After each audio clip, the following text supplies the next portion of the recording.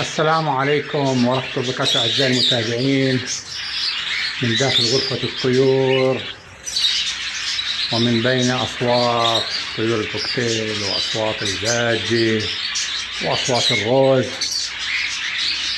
بهديكم تحياتي وأشواقي للجميع إخواني، وأسأل الله أن تكون جمعة مباركة على الجميع وصباحكم سعادة إن شاء الله، والله يرزق الكل طبعا.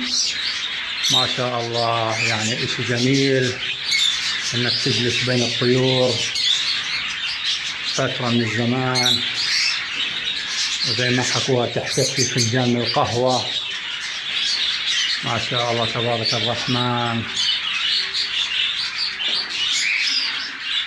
هيك جولة سريعة هاي إن شاء الله، لن أطيل عليكم، والسلام عليكم ورحمة الله وبركاته.